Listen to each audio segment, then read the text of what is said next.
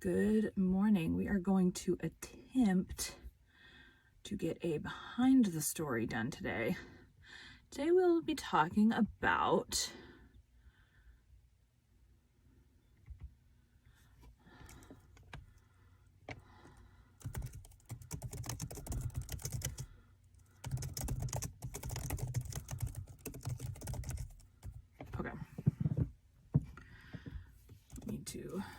that's not what I wanted. Save.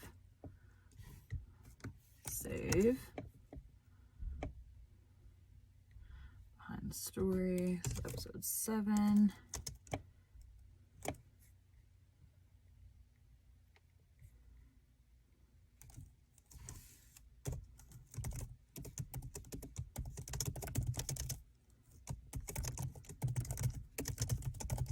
Okay.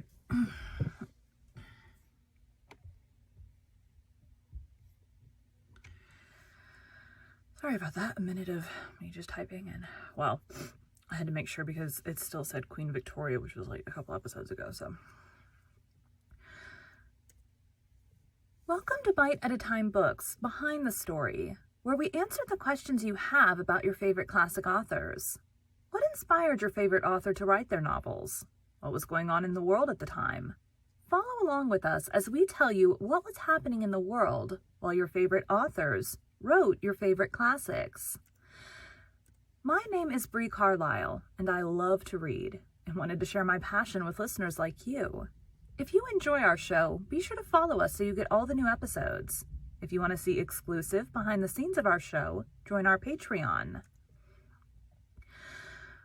We would also love for you to drop us a rating on your favorite podcast platform and share our show with your friends. You can catch us on all the social medias at Bite at a Time Books. Our show is part of the Bite at a Time Books Productions Network. If you would also like to hear a story by the author we are currently featuring, check out the Bite at a Time Books podcast wherever you listen to podcasts.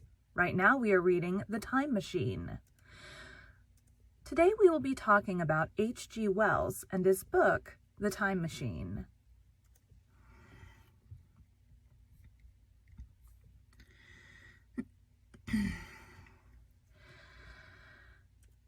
The Time Machine is a science fiction novella by H.G. Wells, published in 1895.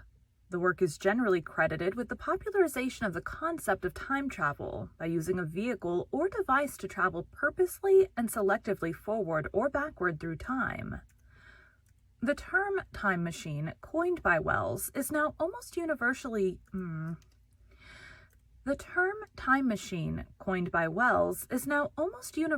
used to refer to such a vehicle or device.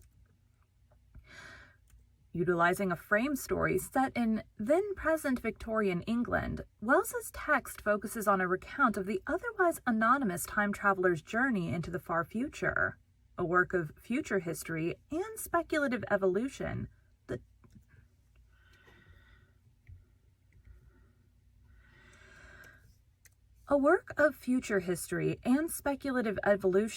Time Machine is interpreted in modern times as a commentary on the increasing inequality and class divisions of Wells's era, which he projects as giving rise to two separate human species, the fair, childlike Eloi and the savage Cimmerian Morlocks, distant descendants of the contemporary upper and lower classes, respectively.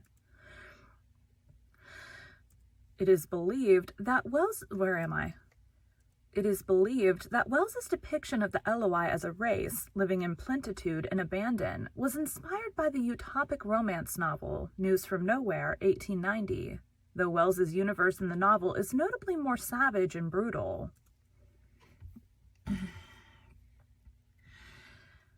In his 1931 preface to the book, Wells wrote that The Time Machine seemed a very undergraduate performance to its now mature writer, as he looks over it once more, though he states that the writer feels no remorse for this youthful effort.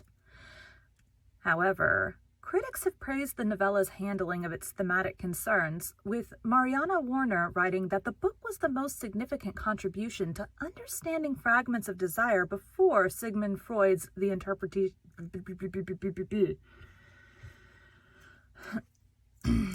Undo. And where did I stop? effort. However, critics have praised the novella's handling of its thematic concerns, with Mariana Warner writing that the book was the most significant contribution to understanding fragments of desire before Sigmund Freud's The Interpretation of Dreams, with the novel conveying how close he felt to the melancholy seeker after a door that he once opened onto a luminous vision and could never find again. The Time Machine has been adapted into 2 feature films of the same name, as well as 2 television versions and many comic book adaptations. It has also indirectly inspired many more works of fiction in many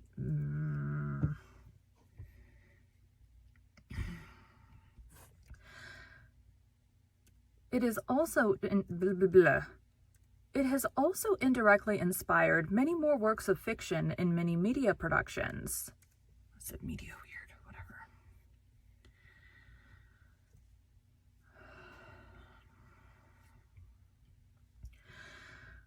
Wells had considered the notion of time travel before, in a short story titled The Chronic Argonauts, 1888. This work, published in his college news...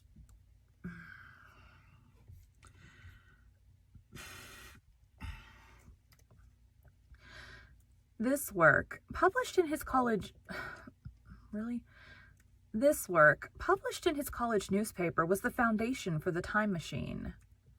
First it was a hiccup, then it was a burp. Wells frequently stated that he had thought of using some of this material in a series of articles in the Pall Mall Gazette, until the publisher asked him if he could instead write a serial novel on the same theme. Wells readily agreed and was paid £100, equal to about £12,000 today, on its publication by Heinemann in 1895, which first published the story in serial form in the January to May editions of The New Review.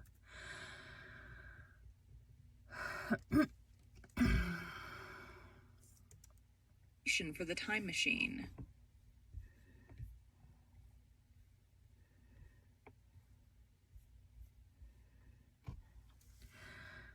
Wells frequently stated that he had thought of using some of this material in a series of articles in the Pall Mall Gazette, until the publisher asked him if he could instead write a serial novel on the same theme.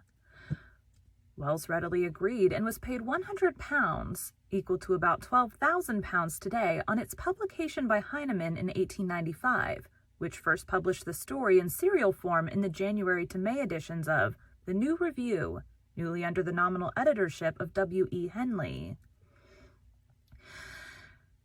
Henry Holt and Company published the first book edition, possibly prepared from a different manuscript, on May 7, 1895. Heinemann published an English edition on May 29th. These 2 editions are different textually and are commonly referred to as the Holt text and Heinemann text, respectively. Nearly all modern reprints reproduce the Heinemann text. The story reflects Wells's own socialist political views, his view on life and abundance, and the contemporary angst about industrial relations. It is also influenced by Ray Lancaster's theories about social degeneration and shares many elements with Edward Bulwer Lytton's novel, Vril, The Power of the Coming Race, 1871. It is also thought that Wells's Eloi race shares many features with the works of other English socialists, most notably William Morris and his work News from Nowhere, 1890, in which money is depicted as irrelevant and work is merely undertaken as a form of pleasure. Other science fiction works of the period, including Edward Bellamy's novel Looking Backward, 2000 to 1887, 1888, and the later film Metropolis, 1927, dealt with similar themes. In his later reassessment of the book, published as the 1931 preface to The Time Machine, Wells wrote that the text seemed to him a very undergraduate performance to its now mature writer as he looks over it once more, though he also claims that the writer feels no remorse for this youthful effort.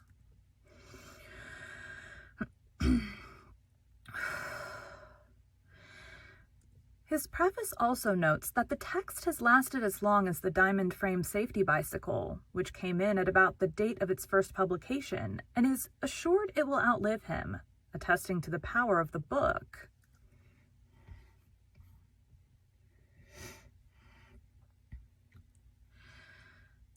Based on Wells's personal experiences in childhood, the working class literally spent a lot of their time underground.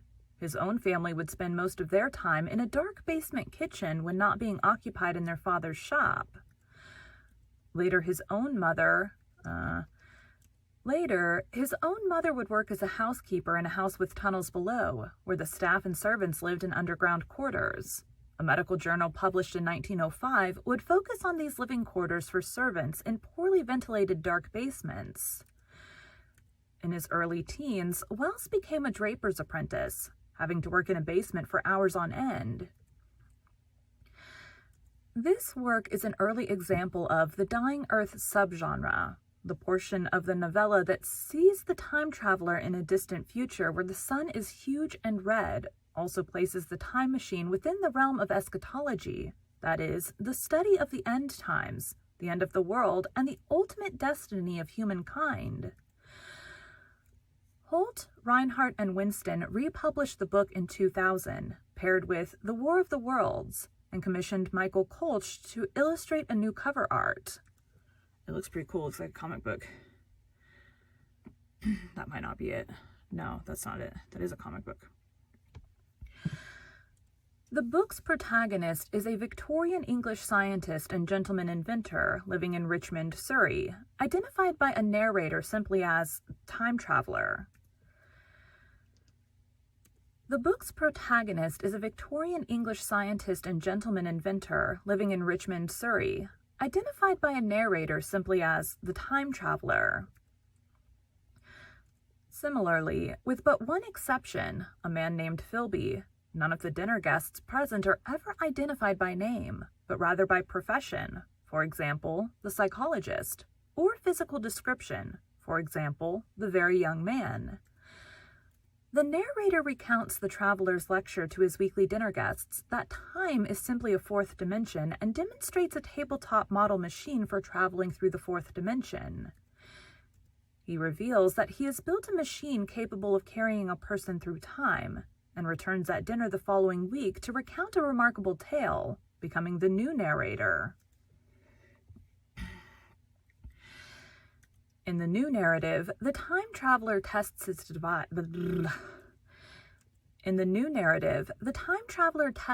device. At first he thinks nothing has happened, but soon finds out he went 5 hours into the future. He continues forward and sees his house disappear and turn into a lush garden. The time traveler stops in AD 8002-701, where he meets the Eloi, a society of small, elegant, childlike adults. I've been wrong about the year. I couldn't understand it. They live in small communities within large and futuristic, yet slowly deteriorating buildings, and adhere to a fruit-based diet. His efforts to communicate with them are hampered by their lack of curiosity or discipline. They appear happy and carefree, but fear the dark, and particularly moonless nights. Observing them, he finds that they give no response to mysterious nocturnal disappearances, possibly because the thought of it alone frightens them into silence. After exploring the area around Eloi's residences, the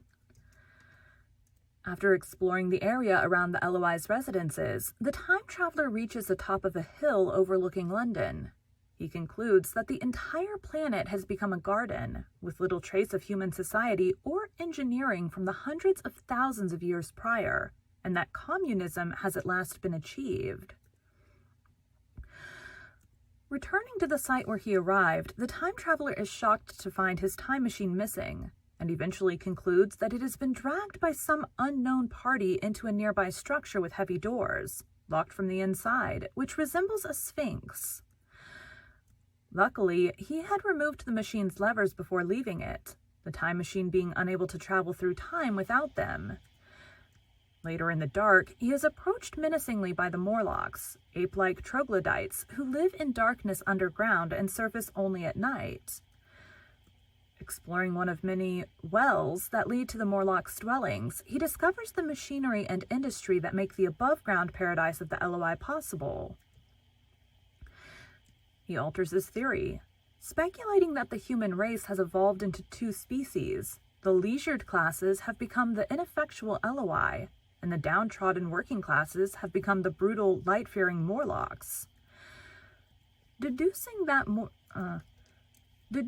the Morlocks have taken his time machine, he explores the Morlock tunnels, learning that due to a lack of any other means of sustenance, they feed on the Eloi.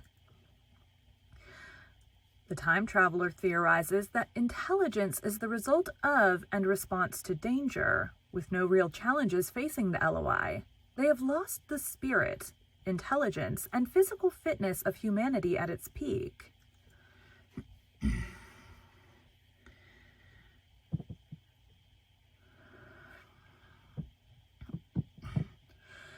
Like 20 minutes. Oh, then I'm going to finish this in one go. Meanwhile, he saves an Eloi named Weena from drowning, as none of the other Eloi take any notice of her plight, and they develop an innocently affectionate relationship over the course of several days. He takes Weena with him on an expedition to a distant structure dubbed the Palace of Green Porcelain, which turns out to be a derelict museum. Here, the time traveler finds a fresh supply of matches and fashions a crude weapon against Morlocks, whom he must fight to get back to his machine. He plans to take Weena back to his own time, because the long and tiring journey back to Weena's home is too much for them. They stop in the forest for the night. They are overcome by Morlocks in the night, whereby Weena faints. The traveler escapes when a small fire he had left behind them to distract the Morlocks catches up to them as a forest fire. Weena and the pursuing Morlocks are lost in the fire, and the time traveler is devastated over his loss. The Morlocks open the Sphinx and use the time machine as bait to capture the traveler, not understanding that he will use it to escape. He reattaches the levers before he travels further ahead to roughly 30 minutes.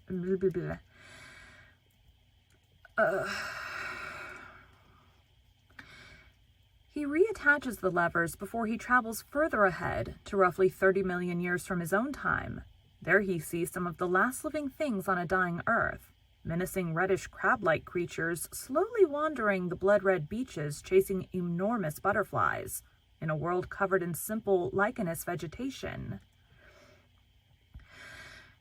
He continues to make jumps forward through time, seeing Earth's rotation gradually cease and the sun grow larger, redder and dimmer, and the world falling silent and freezing as the last degenerate living things die out. Overwhelmed, he goes back to the machine and returns to his own time, arriving at the laboratory just 3 hours after he originally left. He arrives late to his own dinner party, whereupon, after eating, the time traveler relates his adventures to his disbelieving visitors, producing as evidence 2 strange white flowers Weena had put in his pocket. The original narrator then takes over and relates that he returned to the time traveler's house the next day, finding him preparing for another journey and promising to return in a short time. However, the narrator reveals that he has waited 3 years before writing and stating the time traveler has not returned from his journey. Well, that's interesting. That must be the last chapter. Return in a short time.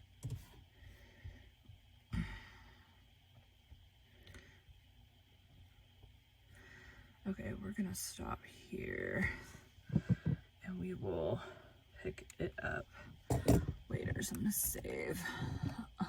Thanks, guys. I'll come back. Hello, we are now to the afternoon. I forgot to turn the light on. Oof. Oops. There we go. We're now to the afternoon, after work. I still have my email open. Close that. Okay, we gotta figure out where we stopped earlier and finish it up. Behind the story. Stating the time traveler has not returned from his journey. There we go. This arm is being rude. Needs to be. I swear half the time it cooperates, half the time it does not. There. It's a very, which is good, it's a very, my mic is a very heavy mic, not, I guess, the heaviest in the world, but this is a heavy mic, so it requires a pretty strong arm, which is kind of hard to move. Anyways, bring that down. A section from the 13th chapter of blah, blah, blah, blah. Well, that took 2 seconds to screw up. Also, there's no bars. Hello? Okay. A section from the 13th... Why is it not... Oh, because it's trying to hear me on my laptop mic, which I'm not actually entirely sure where that's located, but it's saying I'm not talking.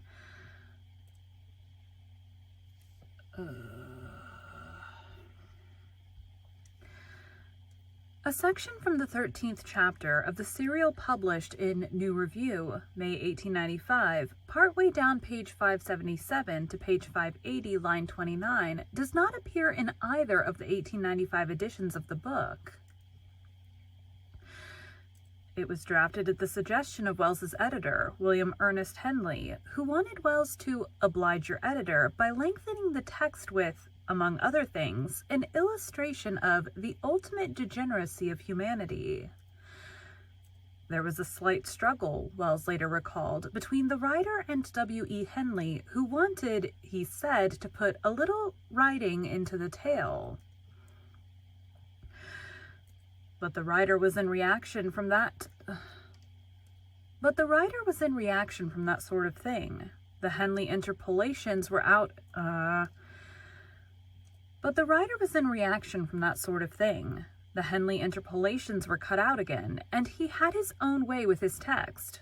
This portion of the story was published elsewhere as The Final Men, 1940, and The Gray Man. The deleted text was also published by Forrest J. Ackerman in an issue of the American edition of Perry Rhodan. The deleted text recounts an incident immediately after the traveler's escape from the Morlocks. He finds himself in the distant future in a frost-covered moorland with simple grasses and black bushes, populated with furry, hopping herbivores resembling kangaroos. He stuns or kills one with a rock, and upon closer examination realizes they are probably the descendants of human, LOI Morlocks. A gigantic centipede-like arthropod approaches, and the traveler flees into the next day, finding that the creature has apparently eaten the tiny humanoid. The Dover Press and Easton Press editions of the novella restore this deleted segment. Significant scholarly commentary on the time machine began from the early 1960s, initially contained in various broad studies of Wells's early novels, such as Bernard Bergonzi's The Early H.G. Wells, a study of the scientific romances, and studies of utopias or dystopias in science fiction, such as Mark R. Hilligus's The Future as Nightmare, H.G. Wells and the Anti-Utopians. Much critical and textual work was done in the 1970s, including the tracing of the very complex publication history of the text, its drafts, and unpublished fragments. A further resurgence in scholarship came around the time of the novella's centenary in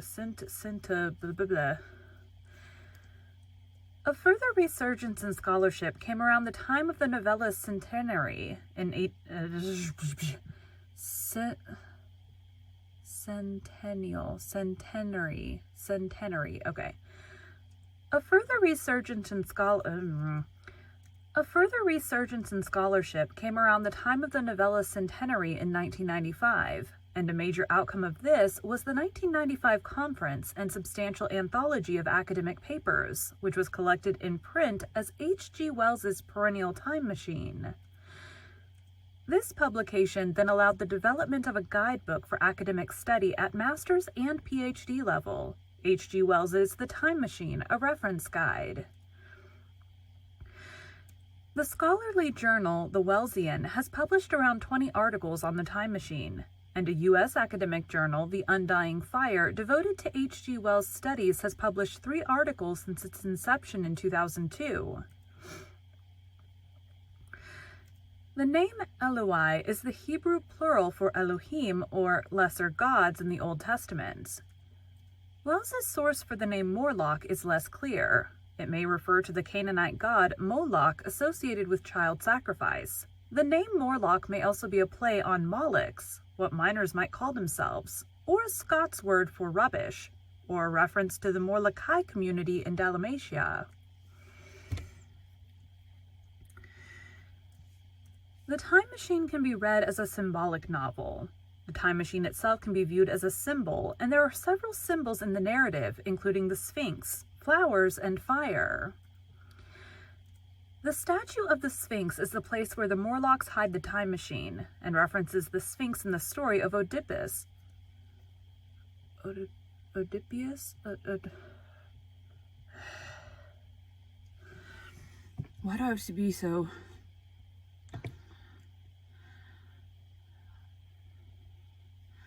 See if this gives me pronunciation.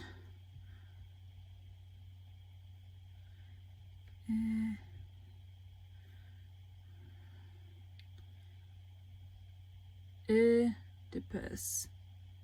Oedipus. U.S. Oedipus. Greek. I can't read that. Oedipus is what it looks like to me. And references the Sphinx in the story of Oedipus.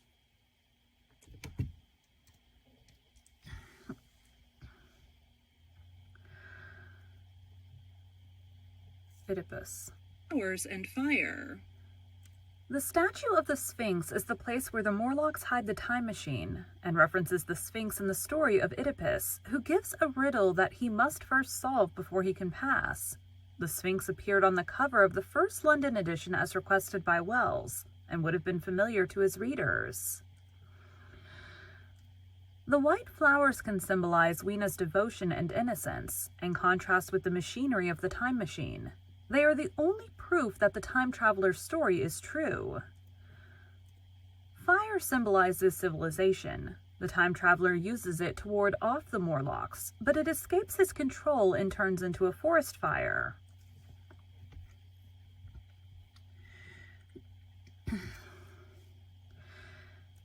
The CBS radio anthology Escape adapted The Time Machine twice. In 1948, starring Jeff Corey, and again in 1950, starring Lawrence Dobkin as the Traveler.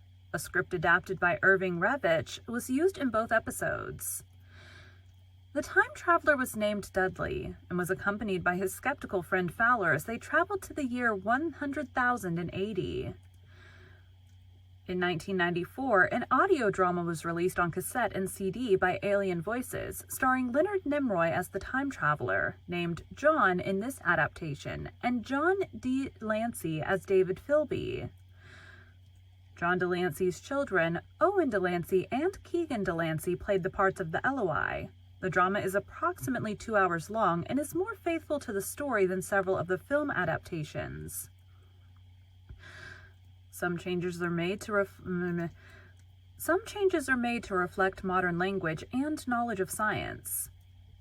In 2000, Alan Young read The Time Machine for Seventh Voyage Productions, Inc. in 2016 to celebrate the 120th anniversary of H.G. Wells's novella.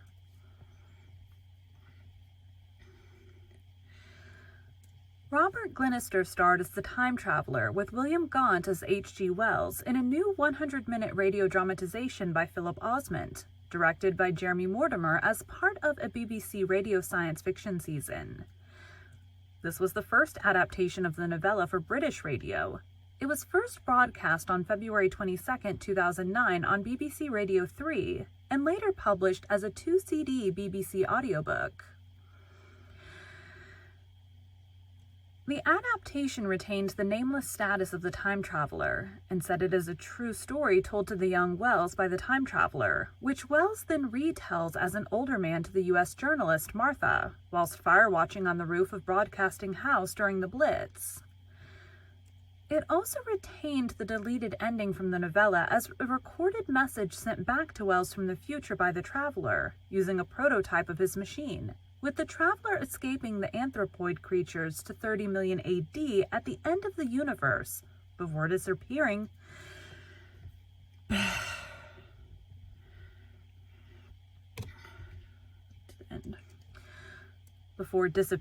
or dying there.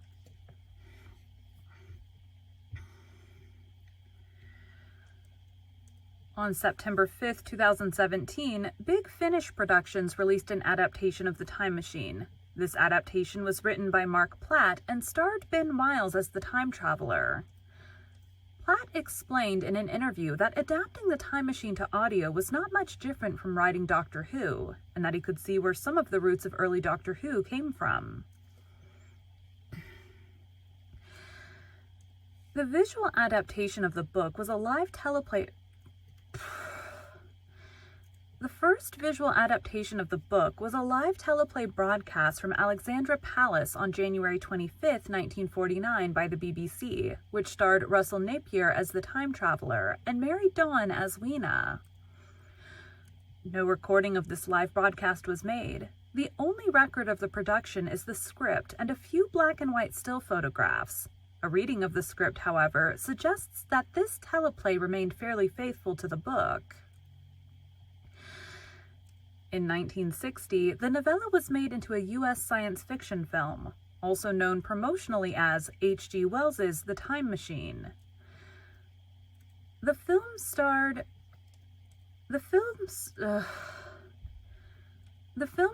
Rod Taylor, Alan Young, and Yvette Mimieux. The film was produced and directed by George Pal, who also filmed a 1953 version of Wells's The War of the Worlds. The film won an Academy Award for time-lapse photographic effects showing the world changing rapidly.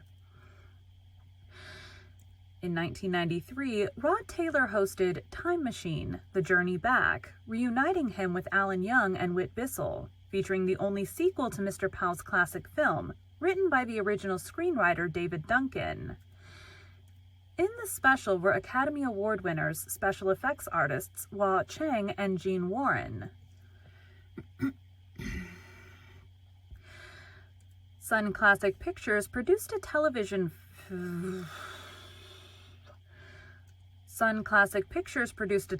film version of The Time Machine as part of their Classics Illustrated series in 1978. It was a modernization of Wells's story, making the time traveler a 1970s scientist working for a fictional U.S. defense contractor, the Mega Corporation. Dr. Neil Perry, John Beck, the time traveler, is described as one of Mega's most reliable contributors by his senior co-worker Branley, Whit Bissell, an alumnus of the 1960 adaptation. Perry's skill is demonstrated by his rapid reprogramming of an off-course missile, averting a disaster that could destroy Los Angeles. His reputation secures a grant of $20 million for his time machine project. Although nearing completion, the corporation wants Perry to put the project on hold so that he can head a military weapon development project. Perry accelerates work on the time machine, permitting him to test it before being forced to work on the new project. The 1960 film was remade in 2002, starring Guy Pearce as the time traveler, a mechanical engineering professor named Alexander Haldergan, Mark Addy as his colleague David Philby, Sienna Gilroy as Alex's ill-fated fiancée Emma, Felida Law as Mrs. Watchett, and Jeremy Irons as the Uber Morlock. Playing a quick cameo as a shopkeeper was Alan Young, who featured in the 1960 film. H.G. Wells himself can also be said to have a cameo appearance in the form of a photograph on the wall of Alex's home, near the front door. The film was directed by Wells's great-grandson, Simon Wells, with an even more revised plot that incorporated the ideas of paradoxes and changing the past. The place is changed from Richmond, Surrey, to downtown New York City, where the time traveler moves forward in time to find answers to his questions on practical application of time travel. First in 2030 New York to witness an orbital lunar catastrophe in 2037, before moving on to 800... Words are hard. application of time travel.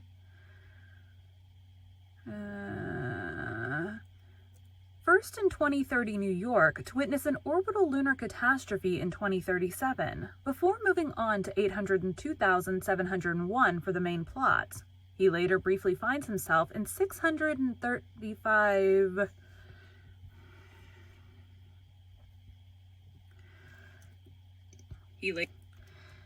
He later briefly finds himself in 635,427,810 with toxic clouds and a world laid waste, presumably by the Morlocks, with devastation and Morlock artifacts stretching out to the horizon.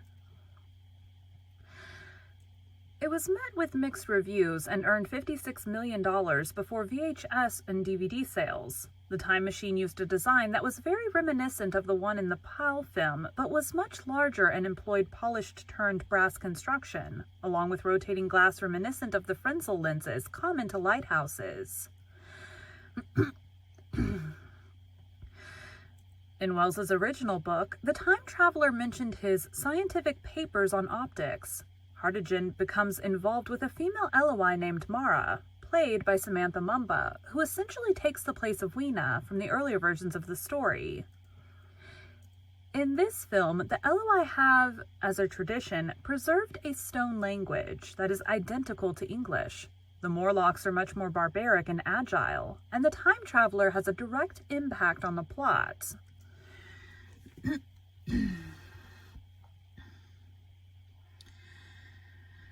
Keep going.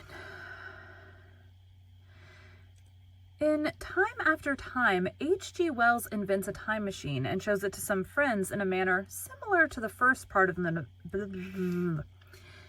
In Time After Time, H.G. Wells invents a time machine and shows it to some friends in a manner similar to the first part of the novella. He does not know that one of his friends is Jack the Ripper.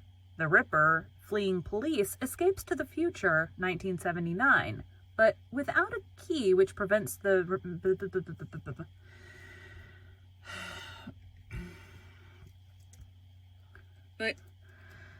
But without a key which prevents the machine from remaining in the future. When it does return home, Wells follows him in order to protect the future, which he imagines to be a utopia, from the Ripper. In turn, the film inspired a 2017 TV series of the same name.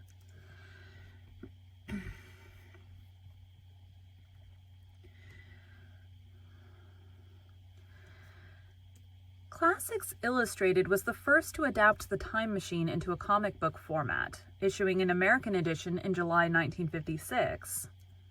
The Classics Illustrated version was published in French by Classiques Illustrés in December 1957, and Classics Illustrated Strato Publications, Australian, in 1957. And Kuvijaja Klassikoja, a Finnish edition, and Kuvijaja Klassikoja, a Finnish edition, in November 1957. There were also Classics Illustrated Greek editions in 1976, Swedish in 1987, German in 1992 and 2001, and a Canadian reprint of the English edition in 2008. In 1976, Marvel Comics published a new version of the Time Machine as number 2 in their Marvel Classics comics series, with art by Alex Nino. This adaptation was originally published in 1973 by Pendulum Press as part of their Pendulum Now Age Classics series. It was colorized and reprinted by Marvel in 1976. In 1977, Polish painter Waldemar Andrzejewski. In 1977, Polish painter Waldemar Andrzejewski adapted the novel as a 22-page comic book written in Polish by Antoni Wolski.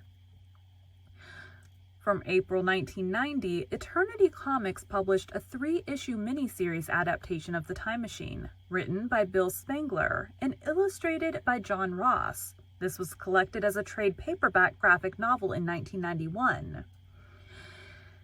In 2018, U.S. imprint Insight Comics published an adaptation of the novel as part of their H.G. Wells series of comic books. Don't want to read anymore. I do not. It's, like all these extra things that were written.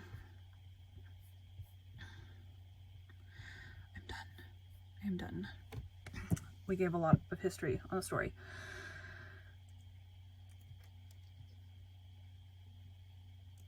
Wells's novels inspired... Hold on.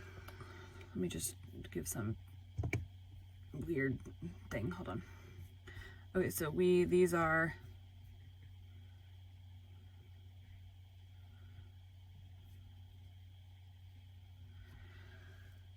Wells's novella has become one of the cornerstones of science fiction literature. As a result, it has spawned many offspring. Works expanding on Wells's story include La Belle Valence by Theo Varlet and André Blandin, 1923, Die Rückkehr des Zimmertier, 1946 by Egon Friedel.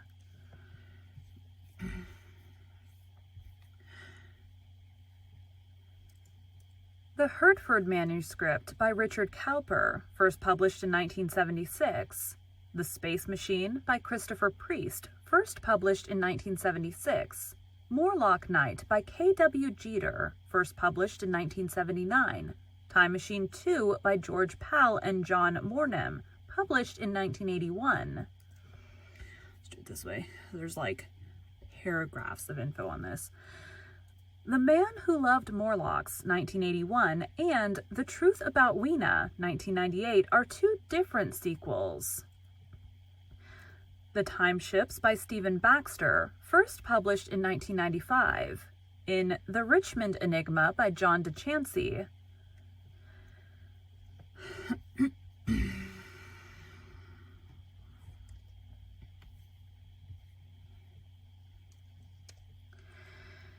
The Steam-Man of the Prairie and the Dark Rider Get Down, a dime novel by Joe R. Lansdale, first published in The Long Ones, 1999. The 2003 short story On the Surface by Robert J. Sawyer. The Time Traveler and His Machine appear in the story Alan and the Sundered Veil by Alan Moore and Kevin O'Neill. David Hayden's novelette The Time Machine, a sequel, 2010. Simon Baxter's novel, The British Empire, Psychic Battalions Against the Morlocks, 2010.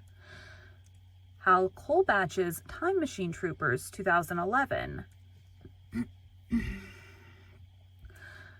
Paul Schullery's The Time Traveler's Tale, Chronicle of a Morlock Captivity, 2012.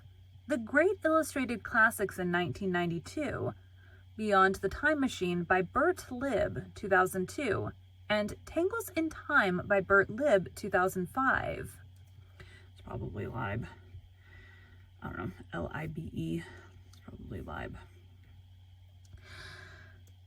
Thank you for joining Bite at a Time Books. Thank you for joining Bite at a Time Books Behind the Story today, while we answered some of the questions you have about one of your favorite classic authors. If you enjoy our show, be sure to follow us so you get all the new episodes. If you want to see exclusive behind the scenes of our show, join our Patreon.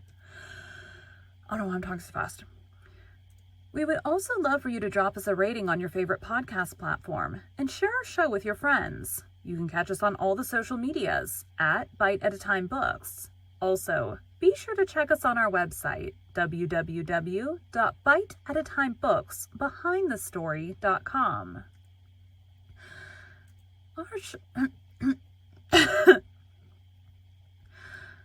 Our show is part of the Bite at a Time Books Productions Network. If you would also like to hear a story by the author we are currently featuring, check out the Bite at a Time Books podcast wherever you listen to podcasts. Right now we are reading...